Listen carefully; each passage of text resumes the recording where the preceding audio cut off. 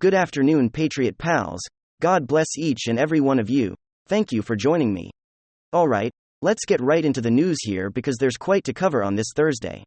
The first article one want to read is Justice Department files revised inventory of items seized from Mar-a-Lago. NBC News. Why would they file a revised inventory list? Let's discuss. The Justice Department filed a revised inventory of items seized from for President Donald Trump's Mar-a-Lago resort last month, in addition to a declaration supporting the accuracy of the new list. Okay, what happened to the accuracy of the old list?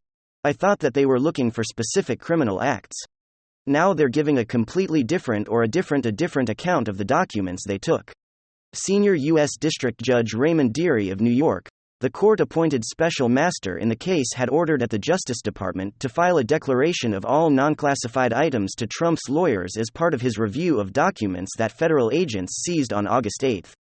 In order to ensure that the UTL property inventory was accurate, IN and FBI personnel working under my direction conducted an additional review and recount of the seized materials. In order to make this declaration, a supervisory special agent who was present for the search wrote in the filing of an additional review and recent result, and recount resulted in some minor revisions to the detailed property inventory.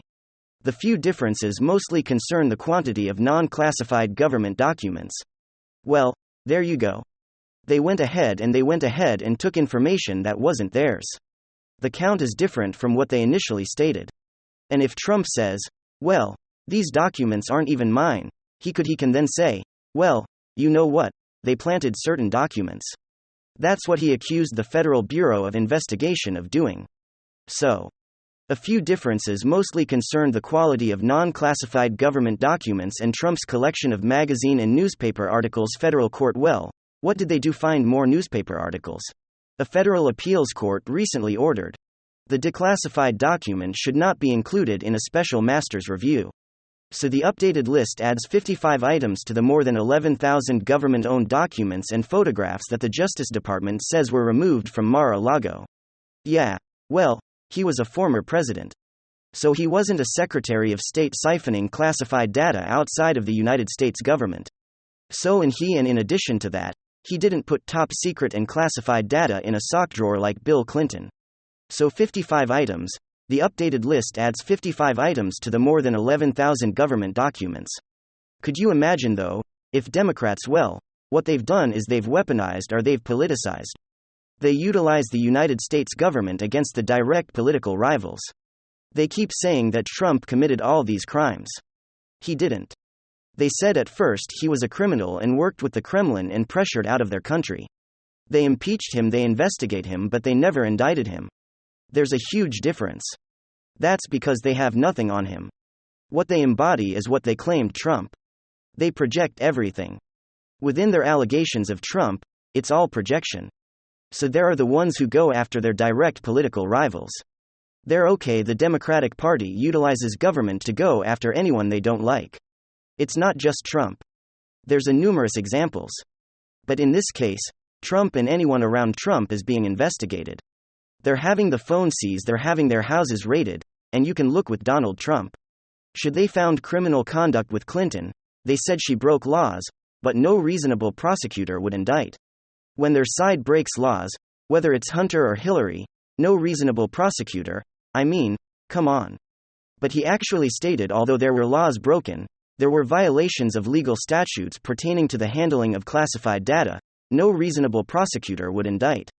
So he does admit that there were laws broken. But here among the changes, this is an NBC News article on Yahoo. It goes like one click and it goes to another article. But here, the updated list is 55 items, the more than 11,000 adds 55 items. Among the changes was a revised entry for the bot for the final box taken from our lab, a storage room. While the original inventory list noted to empty folders with classified banners, or revised entry removes those folders. Wow. While the original noted to empty folders with classified banners of the boxes, that was fodder for that were oh my god. So many articles already revised entry, a total of 46 empty folders. So while the original list noted 2 empty folders, other categories include books, gifts and articles of clothing, were unchanged. Trump's legal team will have an opportunity to respond in person to the latest Justice Department filing. But what did he do wrong, though? This is the thing, he's already been cleared. He didn't commit a crime, otherwise they would have indicted him. There's nothing to investigate. You don't need to if there's like this is the thing that what Democrats do is they said, well, Trump's being investigated. He's been investigated since 2015. They're using the tool the act of investigation as a public relations stunt. They're saying, well, we're just going to we'll find a crime. But it's not that difficult. When 9 times out of 10, when a criminal commits a crime, you don't need 6 years of investigation. You don't need investigations in Georgia and New York and the federal government. And you can have like with Hunter, they know he committed crimes. They know this bribery and graft people gave money. They were kickbacks from 100 to Joe, and US foreign policy was altered. You can see that right there. You don't need to investigate. You forced out a prosecutor, and then the person you're forcing out is going to investigate the company. That's hiring Hunter for 80 to 100 grand a month, and also other investments and in business deals throughout.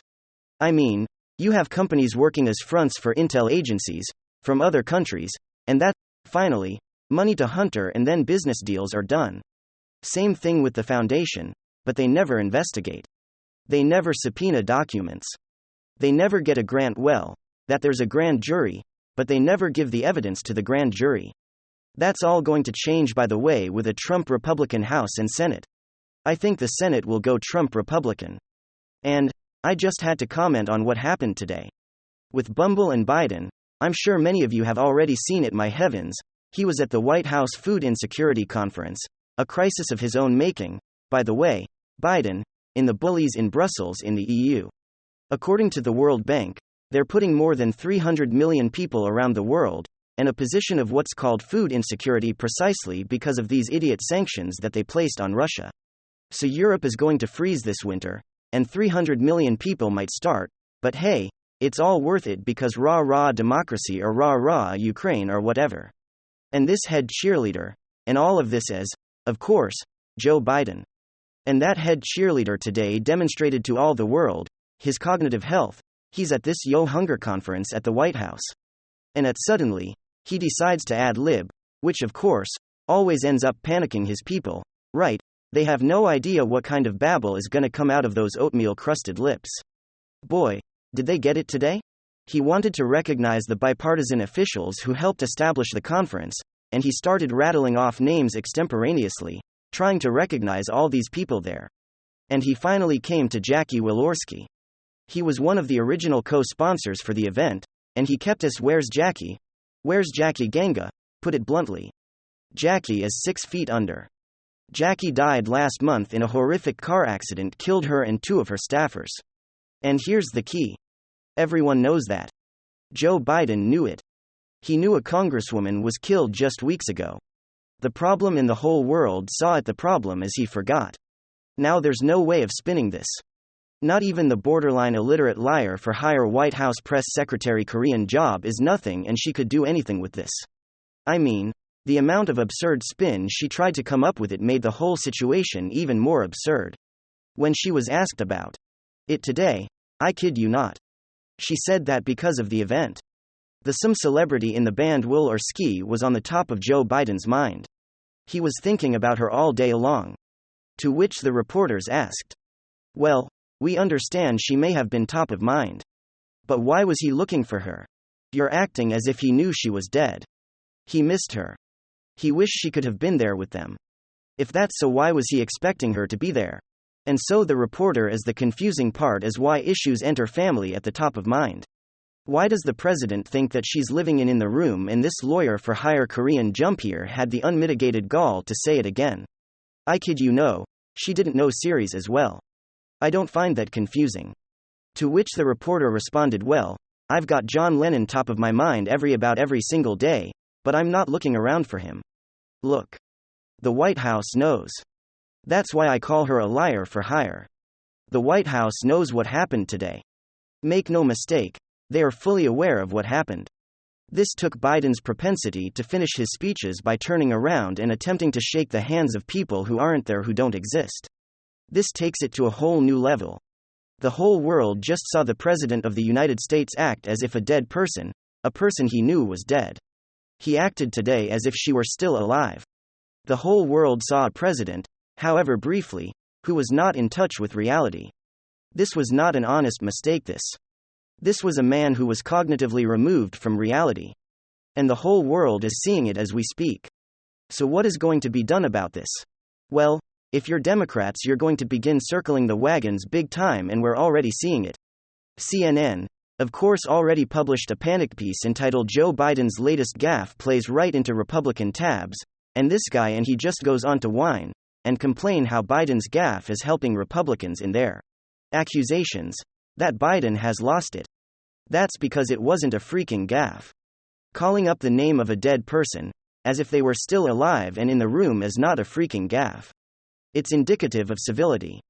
It's mental deterioration. It's brain sickness. It's not. Again, he didn't misspell a word. He didn't mispronounce a name. He didn't get a date wrong. He actually believed he believed.